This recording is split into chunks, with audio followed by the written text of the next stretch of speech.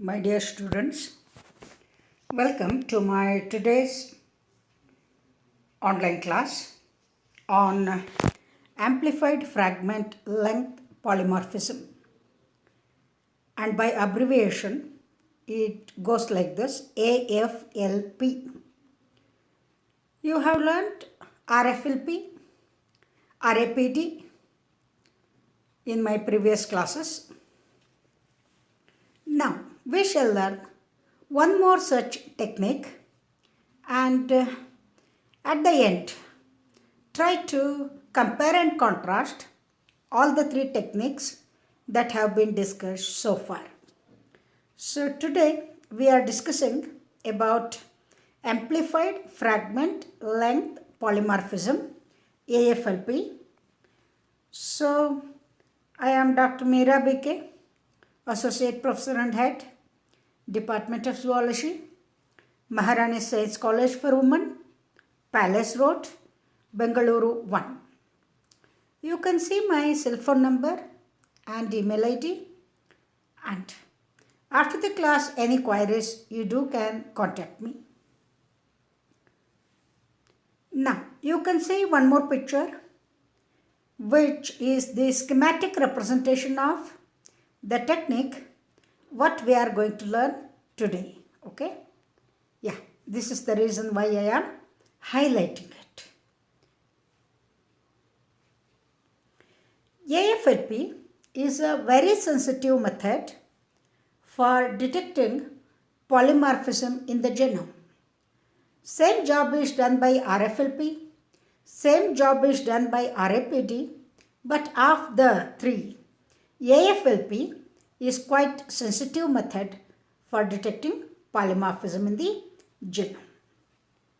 It is based on the principle of RFLP and RAPD. In a way, it is a hybrid of RFLP and RAPD. Okay. It is appropriately regarded as diagnostic fingerprinting technique that detects genomic restriction fragments. I have not taught you DNA fingerprinting so far. In my next coming classes, I am going to teach that. Right now, you just remember that AFLP is treated as a diagnostic fingerprinting technique, and what it does, it detects genomic restriction fragments. Here, we make use of PCR amplification rather than Southern blotting for the detection of restriction fragments. By now you know that in RFLP, we learned that for scoring both PCR and Southern blotting are used, but in AFLP, we make use of only PCR amplification and not the Southern blotting. This is a difference between RFLP and AFLP. Very important thing to be noted is AFLP is employed to detect the presence or absence of restriction fragments, please note, and not the lengths of these fragments as done in RFLP. This is the major difference between AFLP and RFLP. I repeat, AFLP is employed to detect the presence or absence of restriction fragments, not the lengths. Okay, so that makes the technique quite sensitive. All right. So since it is very important, I have highlighted this way. AFLP is widely used in plant genetics rather than animal genetics. I'll let you know why it is. See, normally AFLP is not used for mapping animal genomes because this technique is mainly based on the presence of high rates of substitutional variations which are not found in animals. But such substitutional variations resulting in RFLPs are more pronounced in plants. Thus, AFLP finds applicative value more in plant genetics rather than in animal genetics because substitutional variations are normally not found in animals. This is a point to be noted. The basic principle of AFLP is the amplification of subsets of RFLPs using PCR. Alright, let's see what exactly is done. So, in this slide, I am going to take a particular example and explain the technique. So, see this schematic representation. What all is being done, let us see. A genomic DNA is isolated and digested simultaneously with two different restriction endonucleases. You can see here is the genomic DNA. On one side you have the sequence GAATTC, which is the recognition sequence for EcoR1. On the other side you have the recognition sequence TTAA, which is the recognition sequence for the restriction enzyme MSEL. Thus, EcoR1 has a recognition sequence with a 6 base pair, whereas MSEL with 4 base pairs. Now, this is the genomic DNA, and here is one site for EcoR1 and one site for MSEL. Both of them are restriction endonucleases. Now treat this DNA with both the restriction endonucleases simultaneously. Then what happens? These two enzymes will cleave the DNA and result in small DNA fragments which are less than 1 kb so that they can be amplified by PCR. So in the second step you can see you will get the restriction digested products. Alright. Then for this purpose, to run the PCR reaction, the DNA fragments are ligated with EcoR1 and MSEL adapters. Till now, I have not taught you about linkers and adapters concept, which are often used in recombinant DNA technology. See, once you digest the DNA with restriction endonucleases, there comes a concept called modification of cut ends of DNA. There are around 10 methods by which you can modify the cut ends. By now you know that they produce either blunt ends or 5' overhangs or 3' overhangs depending upon the way the restriction endonuclease cleaves the DNA. I have taught all this in my previous lecture. Now, once you get the cut ends like this, you can always modify the cut ends so as to suit to your experiments. There are around 10 methods, and out of 10, one such method is adding the linkers and adapters. Okay. So, just right now you can just know that you will add here EcoR1 adapter and MSEL adapter. Adapters can be designed for different restriction endonucleases, and accordingly you can use whichever adapter you want for your experiment. Okay. So to run the PCR, before running you have to modify the cut ends, for which you have to ligate the DNA fragments with EcoR1 and MSEL adapters. See, here is the case. This side I have shown EcoR1 adapter and this side I have shown MSEL adapter. Right? They can be designed in the laboratory. Then, these common adapter sequences, flanking genome sequences, serve as primer binding sites on restriction fragments. Why do you add adapters? To serve as primer binding sites on the restriction fragments. You know, PCR can't be carried out without the primers being binding to the DNA fragments, right? Then the DNA fragments can be amplified with AFLP primers, each having only one selective molecule. In the initial stage, you know, you will add first primers with one selective nucleotide, okay? One selective nucleotide. And you will get the PCR products. And these PCR products are diluted, and again they are used as templates for selective amplification, employing two new AFLP primers that have 2 to 3 nucleotides. This is the next step, right? Addition of first primers with one selective nucleotide. Once you get PCR product, then addition of second primer with 2 to 3 nucleotides, okay? Then after the selective amplification by PCR, the DNA products are separated on a gel.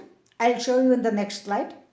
The resultant DNA fingerprint is identified by autoradiography, and these AFLP fragments represent unique positions in the genomes and hence can be used as landmarks to bridge the gaps between genetic and physical maps of genomes. Okay. In plants, AFLP is useful to generate high density maps and to detect genomic clones. So whatever I have shown in this slide, I'll just repeat. A genomic DNA is isolated and digested simultaneously with two restriction endonucleases, EcoR1 and MSEL.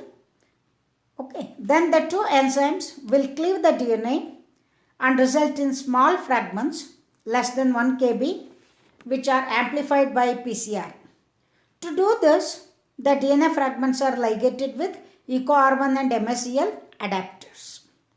These common adapter sequences serve as primer binding sites on restriction fragments. The DNA fragments can be amplified with AFLP primers, each having only one selective nucleotide first time. Then whatever PCR products you get, they are used as templates for selective amplification. Employing two new AFLP primers that have 2 to 3 selective nucleotides. Okay, that is the next step. Then after the selective amplification by PCR, the DNA products are separated on a gel.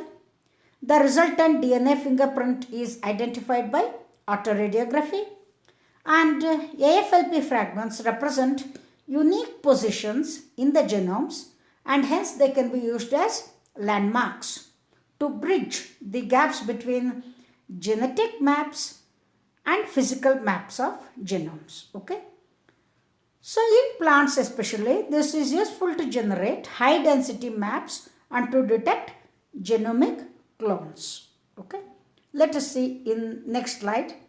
Same thing, whatever I explained, I have put it here for your reference purpose as well as for reading purpose. This serves as a study material. Okay.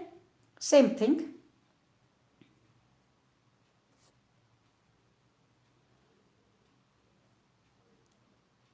So 2 to 3 nucleotides, then you will run on a gel by autoradiography. Now, again, this is a very important concept what I have stressed already, right? They serve as landmarks to bridge the gaps between genetic and physical maps of genomes. Then you can see this schematic representation. What all I have explained with one particular instance, Same, I have given a general schematic representation. You will isolate total genomic DNA. First step, you will conduct restriction digestion. You making use of restriction enzymes. You will get so many DNA fragments. Then you will do adapter ligation by putting the adapters which are designed for particular restriction endonucleases. Then you will do pre-amplification. Then you will do selective amplification, and whatever fragments you get, that you will subject it to gel electrophoresis. And this slide gives you the overall picture of what is done in AFLP. Yeah, this is another schematic representation briefing you about the various steps involved in AFLP. So genomic DNA, you put restriction enzymes for digestion. Then you will give adapters for ligation. Then you will get ligated DNA fragments. You will amplify them, right? Selective primers. And you will get amplified fragments. And you will run on polyacrylamide gel, okay? There are two types of gel electrophoresis. AGE, agarose gel electrophoresis, and PAGE, polyacrylamide gel electrophoresis. In this case, you have to run PAGE.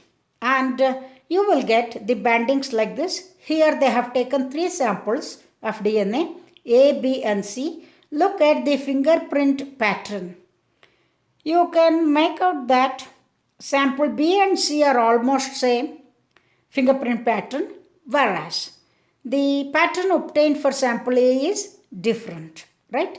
This is how AFLP is done.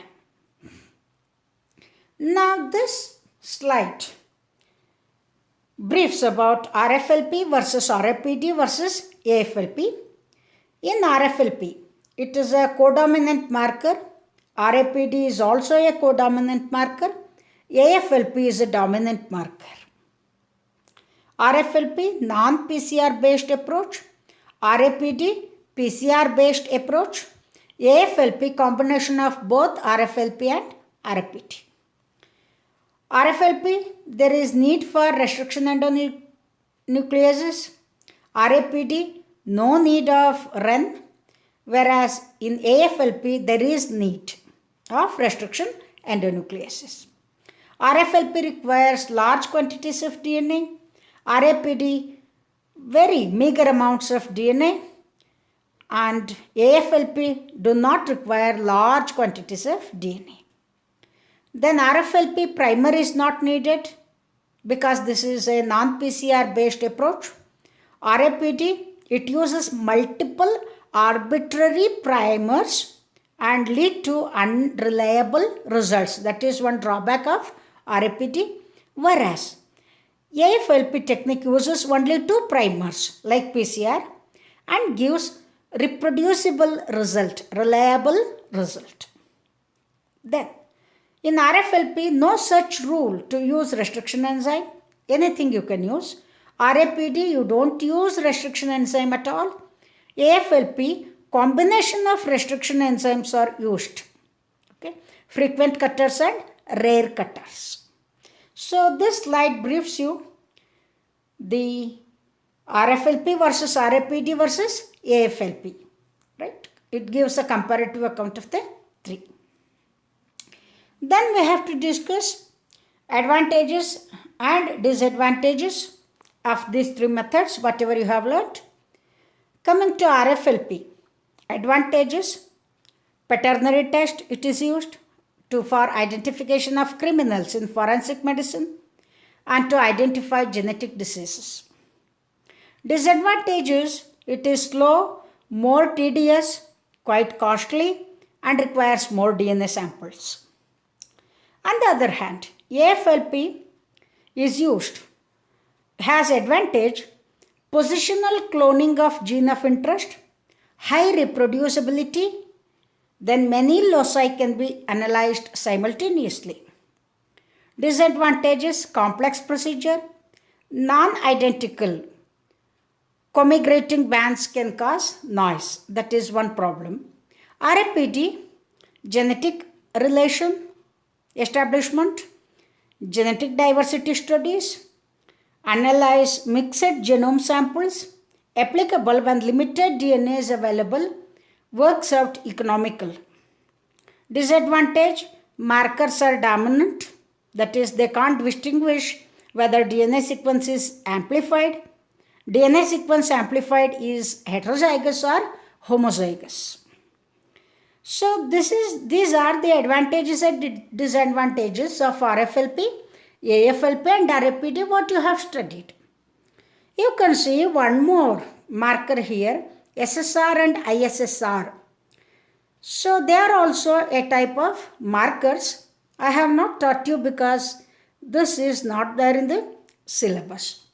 So dear students, till now I have explained you the AFLP technique and I have given a comparative account of all the three techniques whatever you have learnt, and I have also highlighted the advantages and disadvantages of the three techniques. Okay.